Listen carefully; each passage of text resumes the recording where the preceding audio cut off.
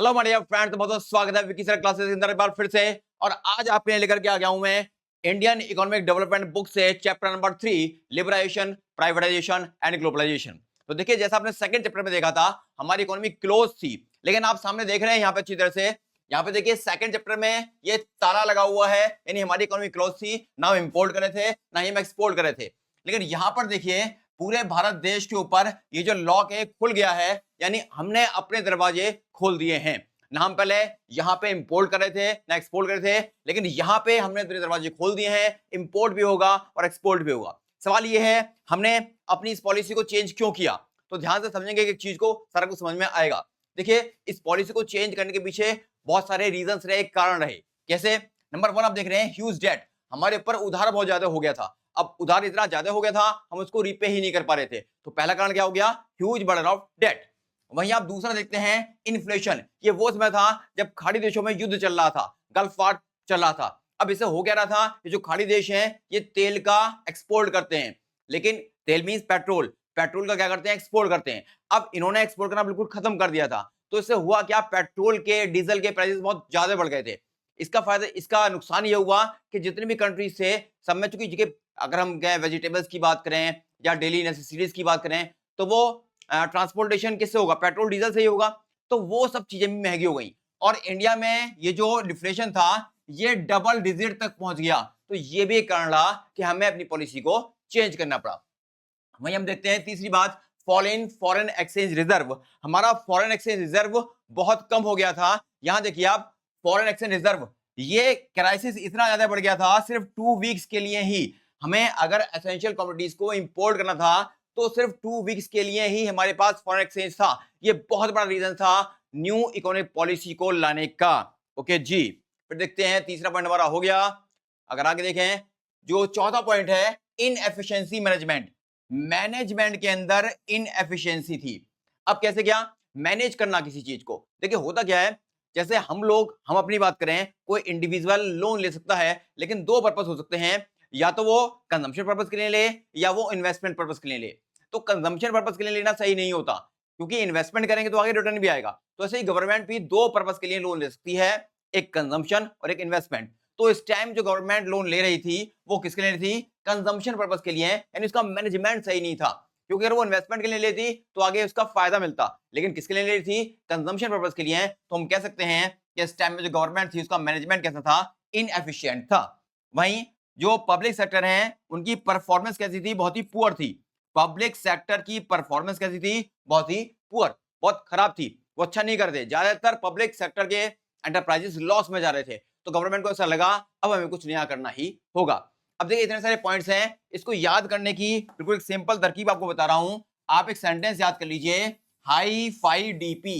Hi fi DP, जैसे आप Instagram, WhatsApp, Facebook, सबकी डीपी को हाई फाई रखना चाहते हो, तो भारत देश भी अपनी डीपी को हाई फाई रखना चाहता था। लेकिन ये डीपी हाई फाई उस टाइम थी नहीं थी। इसीलिए हमें अपने न्यू इकोनॉमिक रिफॉर्म्स लाने पड़े। अब हाई फाई डीपी में क्यों कर रहा हूं? देखिए, एस से क्या बन गया? Huge debt. फिर आई से क्या बन गया? इन्फ्लेशन। फिर एफ से क्या बना? Fall in foreign exchange reserve. फिर आई से क्या बना? Inefficient management. फिर डी से क्या बन गया? Deficit BOP. और पी से क्या बन गया? Poor performance of public sector. तो अगर आपको क्वेश्चन आ जाए कि इंडिया ने न्यू इकोनॉमिक पॉलिसी को क्यों स्टार्ट किया, why India start new economic policy या इकोनॉमिक रिफॉर्म्स, तो सीधा आंसर एक सेंटेंस बोलना है, hi fi DP. Hi fi DP कहते ही सारे पॉइंट्स आपको कहीं ना कहीं समझ में आ जाएंगे। ओके जी, अब देखिए, ये मैंने आपको बता ही दिया कि किस तरह से हमने अपनी इकोनॉमी को ओपन किया था। और ये जो क्राइसिस था डियर, ये बढ़ता जा रहा था। 2 वीक्स के लिए हमारे पास फॉरेन एक्सचेंज बचा था, तो हमारे पास कोई ऑप्शन नहीं था उस टाइम में। फिर मनमोहन सिंह जी पहुंच गए थे वर्ल्ड बैंक के पास में, ठीक है ना, आईबीआरडी और आईएमएफ के पास में, और उन्होंने डिमांड की कि हमें लोन चाहिए डॉलर्स का। तो कितना लोन की डिमांड की गई है? $7 बिलियन। कितना? $7 बिलियन लोन की डिमांड की गई फ्रॉम आईबीआरडी एंड आईएमएफ।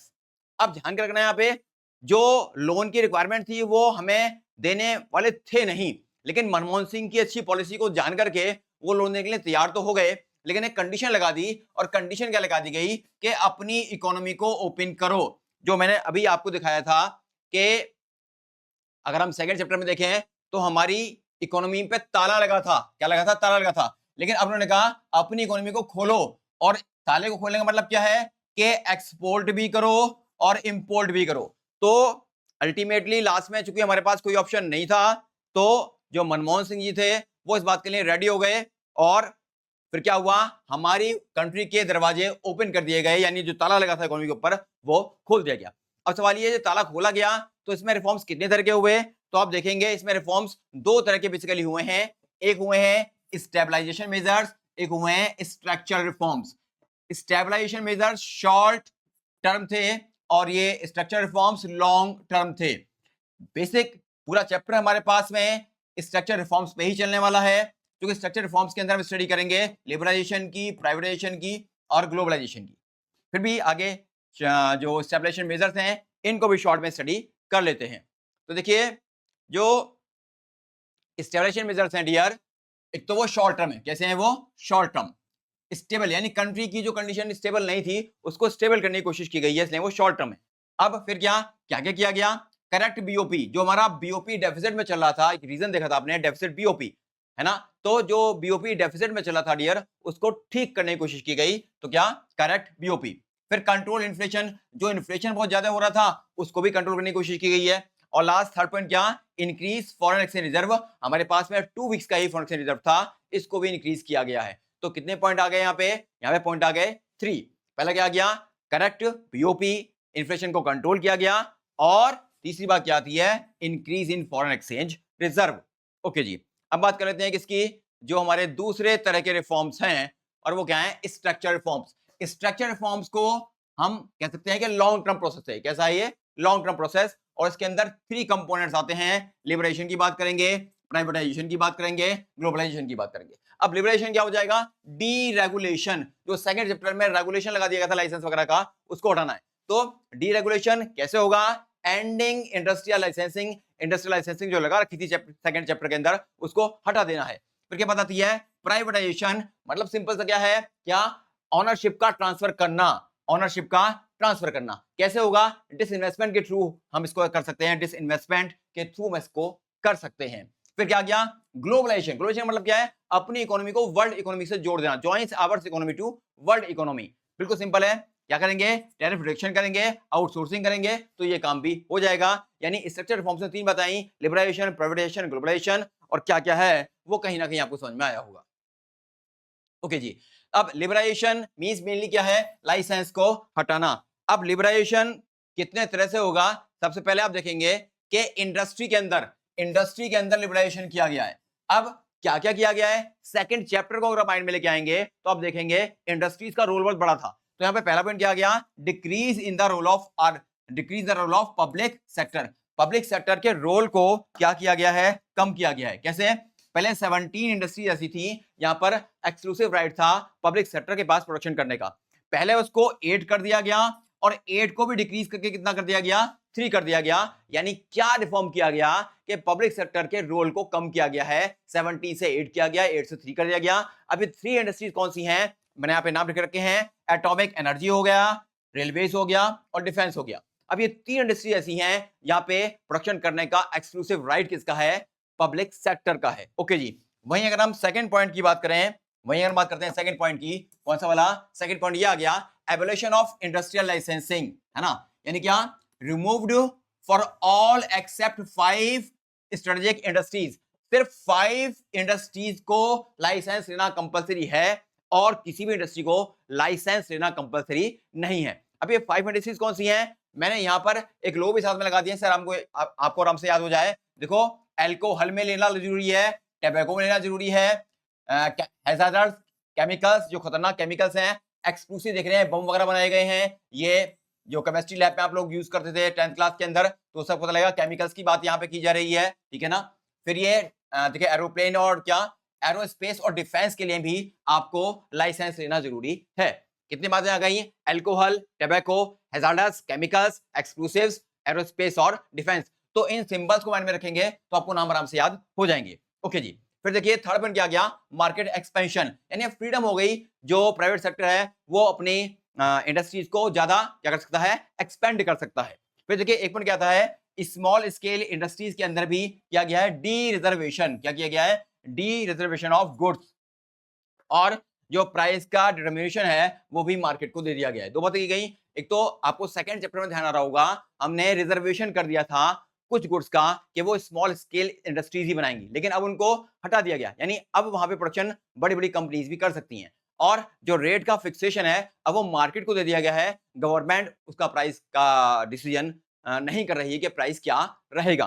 तो ये सारे पॉइंट्स हो गए। पहला पॉइंट क्या आया? Decrease in the role of public sector. दूसरा क्या है? अब लाइसेंस लेना सबको जरूरी नहीं है 5 इंडस्ट्रीज को छोड़ के। तीसरा, स्मॉल स्केल इंडस्ट्रीज के अंदर क्या बताएंगे? दो बातें आ गई, एक तो डी रजिस्ट्रेशन कर दिया गया है और प्राइस का फिक्सेशन मार्केट को दे दिया गया है। और लास्ट पॉइंट क्या? एक्सपेंशन करना क्या हो गया है? आसान हो गया है। तो इंडस्ट्रियल सेक्टर में जो रिफॉर्म्स आए 4 पॉइंट के अंदर मैंने आपको सारे स्टडी करा दिए।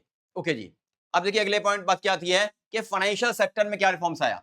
फाइनेंशियल सेक्टर में क्या रिफॉर्म्स आया? तो सिंपल देखिए क्या है कि अगर हम रिफॉर्म से पहले की बात करें तो जो आरबीआई था उसका रोल कंट्रोलर का था, अब उसको चेंज कर दिया गया, उसको बना दिया गया फैसिलिटेटर। फिर और क्या हुआ? जो न्यू बैंक्स आए, प्राइवेट बैंक्स आए, इंडिया के भी आए और फॉरेन के भी आए। फिर क्या हुआ? जो देखिए फर्स्ट क्या आ गया? Role of RBI shifted regulator to facilitator. फिर दूसरा पॉइंट क्या आ गया? Entry of private banks, ICICI India का बैंक था और फॉरेन बैंक एचएसबीसी ये सब आए।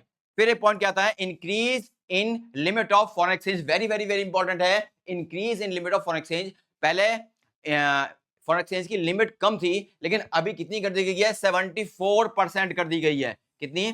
74% कर दी गई है।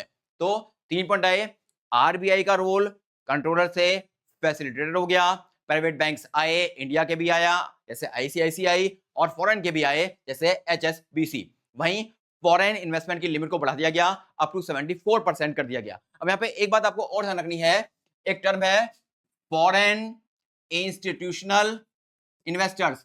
इसके अंदर कौन कौन आते हैं? इसके अंदर आते हैं मर्चेंट बैंकर्स, पेंशन फंड और म्यूचुअल फंड।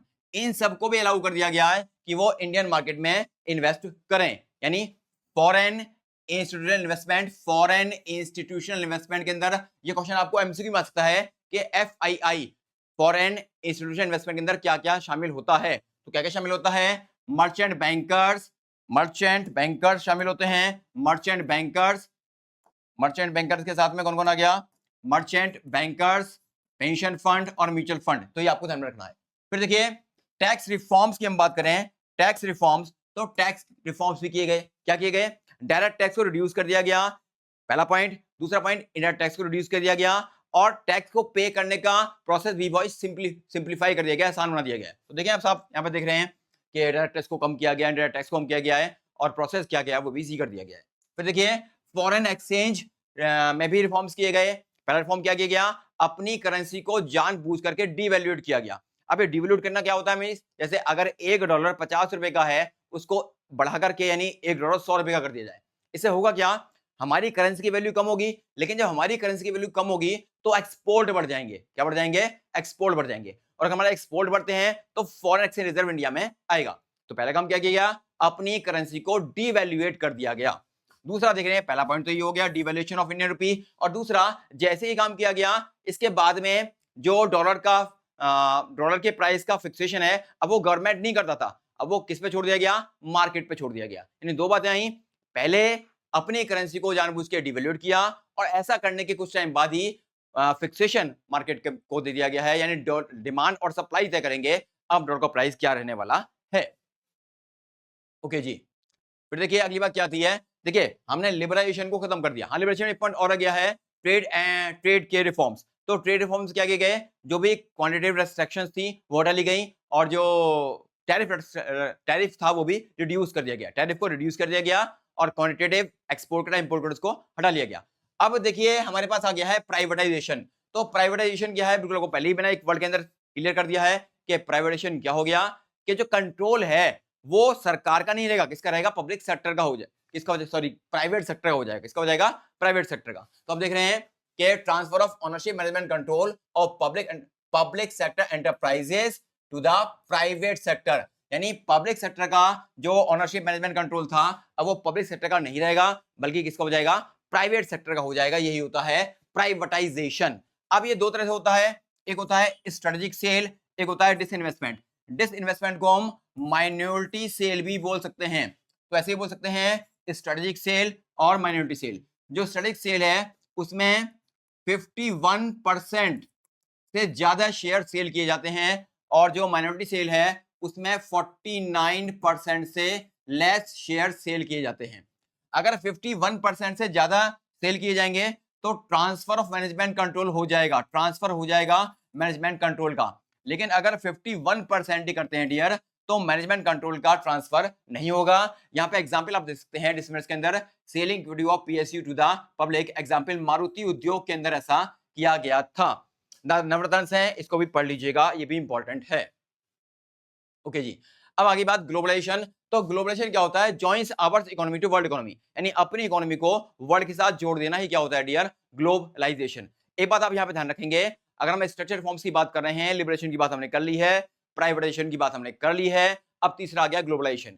यहां तक आपको यह समझ लेना है, अगर हम कहें कि लिबराइजेशन और प्राइवेटाइजेशन का आउटकम क्या है तो उसका आंसर होगा ग्लोबलाइजेशन। फिर से बता रहा हूं, क्या? लिबराइजेशन और प्राइवेटाइजेशन का आउटकम क्या है? ग्लोबलाइजेशन। और क्वेश्चन आ जाए कि ग्लोबलाइजेशन का आउटकम क्या है, तो आउटसोर्सिंग उसका आउटकम है। तो दो क्वेश्चन बनते हैं, वेरी वेरी वेरी इंपॉर्टेंट है, जहां से एग्जाम में करके आएंगे। तो देखिए, अब ग्लोबलाइजेशन हो गया, हो क्या गया है? इंटीग्रेटिंग मींस जोड़ना, integrating the national, national means अपनी कंट्री को, विद द वर्ल्ड इकोनॉमी, यानी joins ours economy to world economy, वही क्या है? ग्लोबलाइजेशन। अब देखिए यहां पर कस्टम ड्यूटी पहले 250 थी और कम करके कितनी कर दी गई? जस्ट 10 कर दी गई है ना। Question, peak custom duty slash from 250% to 10%। कैसे हो गया ग्लोबलाइजेशन? जो कस्टम ड्यूटी थी वो 250% से कम करके सीधी कितने पे लिया है? 10% पे लिया है। अब इसकी वजह से हुआ क्या? इसका आउटकम क्या आया? आउटसोर्सिंग। क्या आया इसका आउटकम? आउटसोर्सिंग, यानी बाहर के देश इंडिया से बहुत सारा वर्क करा रहे थे, है ना, तो वो क्या होता है? आउटसोर्सिंग। अब आउटसोर्सिंग, इंडिया आउटसोर्सिंग एक हब बन गया। क्यों बन गया? क्वेश्चन बहुत इंपॉर्टेंट है, क्यों बन गया? क्योंकि यहाँ पे स्किल्ड मैन पावर है और लो वेज रेट है।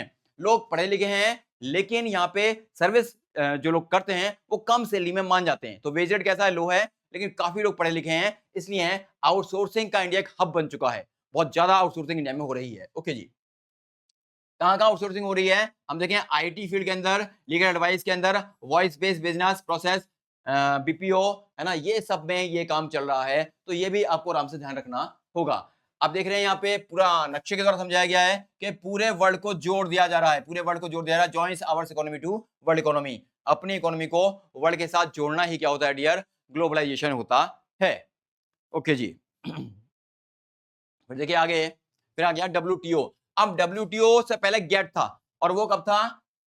1948 में। 1948 में देख रहे हैं आप, 1948 में गेट बनाया गया था ट्रेड वेड करने के लिए, general agreement on trade and tariff, 1948 में। अब इसको चेंज किया गया और ये क्या बन गया? डब्ल्यूटीओ बन गया। क्या बन गया? डब्ल्यूटीओ, वर्ल्ड ट्रेड ऑर्गेनाइजेशन, किसी ईयर में? 1995 में। यानी आपको ध्यान रखना है कि डब्ल्यूटीओ गेट का सक्सेसर है। डब्ल्यूटीओ गेट का सक्सेसर है, काम वही है जो गेट का था, वो लेवल लगभग इसका है ना। लेकिन ध्यान रखना है 1948 में गेट आया था और 1995 में डब्ल्यूटीओ आया था। जब इस टाइम इसको स्टार्ट किया गया तो 23 कंट्रीज इसमें इंक्लूड की गई थी। बाकी धीरे धीरे इसका काम बढ़ता चला। अब इसका काम क्या है? इंटरनेशनल ट्रेड को बढ़ावा देना, है ना, चाहे वो मल्टीलेटरल ट्रेड हो चाहे वो बाइलेटरल ट्रेड हो, सबको बढ़ावा देता है। अब क्या है? प्रोडक्शन को भी बढ़ाना है, इसके कई सारे काम है, यानी इंटरनेशनल ट्रेड को इजी करे, एक्सपेंड करे, बढ़ाए, है ना। तो सारे काम आ जाएंगे। एनलार्ज, और जो सिस्टम होगा वो रूल बेस्ड हो, उसमें कोई भी देश कोई दिक्कत क्रिएट ना करे। प्रोडक्शन को एनलार्ज करना, बढ़ाना, ट्रेड को भी बढ़ावा देना, सर्विसेज को बढ़ावा देना, एंश्योर जो वर्ल्ड रिसोर्सेज हैं उनका बेस्ट यूटिलाइज होना चाहिए। ये भी इसका फंक्शन आ जाता है।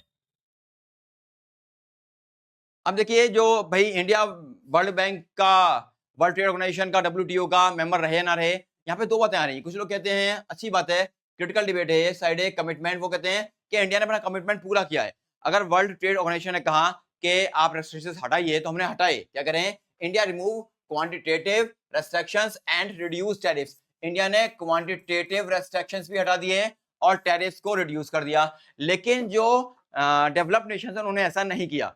तो साइड बी क्रिटिसिज्म जो इसका करते हैं, scholars argue globalisation benefits developed nations while developing nations are forced to open markets without reciprocal benefits। यानी इंडिया ने अपने दरवाजे खोल तो दिए लेकिन इसका उसको कोई बदले में फायदा नहीं मिला, लेकिन जो डेवलप्ड नेशंस हैं उनको फायदा मिल रहा है क्योंकि वो अपने दरवाजे खोल भी नहीं रहे हैं। तो ये एक क्रिटिकल बात आती है कि डब्ल्यूटीओ का मेंबर हमें रहना चाहिए या नहीं रहना चाहिए। ओके, फिर देखिए बात आती है डीमोनेटाइजेशन। तो आपको पता है 2016 में हमारे देश की सरकार ने क्या 500 और 1000 रुपए के नोट को बंद कर दिया था। यही क्या कहलाता है डीमोनेटाइजेशन। तो क्यों किया गया? करप्शन को रोकने के लिए किया गया, ब्लैक मनी को हटाने के लिए किया गया, और जो डिजिटलाइजेशन है कैश इकोनॉमी को बनाने के लिए किया गया। अब इम्पैक्ट क्या रहा? कहीं ना कहीं टैक्स कलेक्शन बढ़ गया, डिजिटल ट्रांजेक्शन होने लगे। दिक्कत क्या आई कि शॉर्ट टर्म इकोनॉमी के अंदर डिस्टर्बेंस आ गया था, कुछ टाइम के लिए इकोनॉमी बहुत डिस्टर्ब हो गई थी, लोग लाइन में लगे थे, मर भी गए थे बहुत सारे लोग। तो आपको ध्यान है ये तो अच्छी तरह से। ओके जी, फिर बात क्या आती है GST, goods and services tax. तो goods and GST full form क्या है? Goods and service tax. Short में क्या है? GST, full form goods and services tax. तो कब आया? जुलाई 2017 में आया। अब one nation one tax implementation था ये, वन नेशन एक देश और एक टैक्स। अब यहाँ पे बहुत इंपॉर्टेंट बात आपको क्या समझनी है कि जो जीएसटी आइडिया जीएसटी है उसने कैस्केडिंग इफेक्ट को एलिमिनेट किया, हटाया। कैस्केडिंग इफेक्ट क्या होता है? Tax on tax. क्वेश्चन आपको आ सकता है कैस्केडिंग इफेक्ट क्या होता है? तो टैक्स ऑन टैक्स। और इसने 17 इनडायरेक्ट टैक्सेस, 17 इनडायरेक्ट टैक्सेस को रिप्लेस करके एक बना दिया गया है जीएसटी, एक बना दिया गया है जीएसटी। यहां पे देखिए टैक्स पेड किस तरह से होगा? Tax paid output tax minus input tax. जो टोटल टैक्स पे होगा वो कैसा होगा? Output tax minus input tax. और ये जो फॉर्मूला है कि output tax minus input tax, इसी को हम क्या बोलते हैं? इनपुट टैक्स पेड, है ना? Input tax credit, input tax credit यही है, इनपुट टैक्स क्रेडिट यही है। Tax paid is equal to output tax minus input tax. तो आप कहेंगे कि सर इसको बता भी दीजिए। ओके, जैसे मान लीजिए मेरी एक फर्म है, ये मेरी एक फर्म है ना? अब मैं क्या कर रहा हूं? मैंने ए से, बी से और सी से मैं कुछ बना रहा हूं। मैं क्या बना रहा हूं? मान लो कार बना रहा हूं, और मैंने 3 लोगों से सामान लिया। अब जब मैंने ए से सामान लिया तो मेरा इनपुट टैक्स कितना लगा? 100 रुपए लगा। और जब मैंने बी से लिया तो मैंने इनपुट टैक्स कितना लिया? 200 रुपए लगा। और सी से लिया तो कितना लगा? यहां भी मेरा 100 रुपए लगा। तो 100, 200, 300 और 200, 400, यानी इनपुट टैक्स अभी तक मेरा 400 लग चुका है। अब जो भी मैंने बनाया उसके बाद में मेरे ऊपर आउटपुट टैक्स कितना लगा? 1000 रुपए का लगा। जो मेरे पास आउटपुट टैक्स मैंने जो बनाया, जो भी मैंने आउटपुट बनाया उस पर टैक्स कितना लगा? उस पर टैक्स लगा कितने का? 400 का। अब सॉरी 400 का नहीं लगा, कितने का लगा? 1400 का लगा। कितने का लगा? 1400 का। अब देखिए आउटपुट टैक्स मेरा कितना आ गया है? मेरा आउटपुट टैक्स कितना आ गया? मेरा आउटपुट टैक्स कितना आया? 1400। कितना आया? 1400। और इनपुट टैक्स कितना है मेरा? 400। तो इसको माइनस करेंगे, 1400 माइनस 400, तो मुझे 1000 रुपए ही पे करना होगा। यही क्या है? Input tax credit. यही क्या है? Input tax credit. यानी मैंने कुछ बनाया, उसके लिए मैंने कुछ इनपुट्स लिए, इनपुट पे 100 रुपए टैक्स लगा, 200 रुपए टैक्स लिया, और फिर 100 रुपए का टैक्स लिया। यानी ए से खरीदा, बी से खरीदा, सी से खरीदा। जब ए से खरीदा उस पर 100 रुपए टैक्स लगा, बी से खरीदा उस पर 200 टैक्स लगा, सी से खरीदा उस पर 100 टैक्स लगा, सबको जोड़ दिया 400। तो मेरा इनपुट टैक्स कितना हो गया? 400। जो भी मैंने आउटपुट बनाया उस पर टैक्स कितना लगा? 1400। तो आउटपुट टैक्स कितना है मेरा? 1400। इनपुट टैक्स 100 प्लस 200, 300, 400 हो गया। इसको माइनस किया तो मैंने कुल 1000 रुपए पे किया। यही क्या कहलाता है? Input tax credit. तो ये भी आपको कहीं ना कहीं समझ में आया होगा। ओके जी, फिर देखिए हम बात करें अगर एलपीजी के क्या बेनिफिट्स रहे, क्या डिमेरिट्स रहे, तो आप देख रहे हैं पहला पॉइंट, जीडीपी ग्रोथ बढ़ गई। पहले 1980-91 में 5.6 थी, 2007-12 में बढ़कर के ये 8.2 हो गई। फिर फॉरेन एक्सचेंज रिजर्व बहुत इंपॉर्टेंट, देखिए 1990 में जब क्राइसिस आया था सिर्फ $6 बिलियन था, और यहां पे आप देख रहे हैं 2018 में $443 बिलियन है, यानी कितना बढ़ गया। फिर एक्सपोर्ट बूम, ऑटो पार्ट्स हम एक्सपोर्ट कर रहे हैं, है ना? तो foreign investment shift from begging bowl to self dependence, हम अपने पे डिपेंड हो गए क्योंकि मेरा फॉरेन एक्सचेंज बहुत ज्यादा था। ओके जी, फिर देखिए क्या इसकी कुछ प्रॉब्लम्स भी रही इस पीरियड के अंदर? बिल्कुल प्रॉब्लम नहीं। आप देख रहे हैं जॉबलेस ग्रोथ, एम्प्लॉयमेंट का जो कर्व है बिल्कुल कांस्टेंट जा रहा है और जीडीपी बढ़ रही है, यानी जीडीपी तो बढ़ रही है लेकिन एम्प्लॉयमेंट नहीं बढ़ रहा है, इसी को बोलते हैं जॉबलेस ग्रोथ। तो जॉबलेस ग्रोथ हो रही थी, हमारी इकोनॉमी का जीडीपी तो बढ़ रहा था लेकिन जॉब्स के ऑप्शंस नहीं बढ़ रहे थे। फिर क्या? द एग्रेरियन क्राइसिस, एग्रीकल्चर कहीं ना कहीं बैकफुट पे चला गया था, बहुत सारी प्रॉब्लम थी, एग्रीकल्चर का कॉन्ट्रीब्यूशन तो बहुत ही कम हुआ इस बीच के अंदर। ओके, तो देखिए अनबैलेंस ग्रोथ है, रूरल एग्रीकल्चर को हमने क्या कर दिया है, इसको हटा दिया हमने और अर्बन सर्विस सेक्टर को हम बढ़ावा दे रहे हैं, है ना, अर्बन सर्विस सेक्टर को बढ़ावा दे रहे हैं और रूरल को हम ध्यान नहीं दे रहे हैं। तो ये एक अनबैलेंस ग्रोथ है कि रूरल की बिल्कुल भी ग्रोथ नहीं हो रही है और शहरों की ग्रोथ हो रही है, और जो कि ठीक नहीं है, क्योंकि अभी भी हम बात कर रहे हैं more population of India resides in rural areas, तो ये बात ठीक नहीं है। ओके जी, तो आपको आ जाता है सेकंड जनरेशन रिफॉर्म्स। बहुत इंपॉर्टेंट क्वेश्चन है, ध्यान देंगे, चैप्टर का लास्ट है लेकिन बहुत इंपॉर्टेंट है। सेकंड जनरेशन रिफॉर्म्स, तो हमें क्या करना पड़ेगा, हमें इंक्लूसिव ग्रोथ करना होगा, रूरल फोकस करना होगा, फिर एम्प्लॉयमेंट को जनरेट करना होगा, जीडीपी बढ़ाना ही है, साथ साथ एम्प्लॉयमेंट को जनरेट भी करना होगा और एग्रीकल्चर को रिवाइव करना होगा दोबारा से। तो अगर सेकंड जनरेशन रिफॉर्म्स आपको आते हैं तो 3 लिख के आएंगे, इंक्लूसिव ग्रोथ यानी रूरल फोकस, एम्प्लॉयमेंट का जनरेशन और एग्रीकल्चर का रिवाइवल। तो बहुत ही कम टाइम के अंदर आज एलपीजी चैप्टर को मैंने एक्सप्लेन करने की कोशिश की है। मुझे लगता है आपको क्लास पसंद आई होगी। क्लास पसंद आए तो वीडियो को लाइक करें, चैनल को सब्सक्राइब करें और अपने फ्रेंड्स के साथ शेयर करें, क्योंकि आप जितना अच्छा काम करेंगे आपको मजा आएगा। ऑल द वेरी बेस्ट, मिलते हैं फिर से एक बेहतरीन वीडियो के साथ में। Take care, bye bye.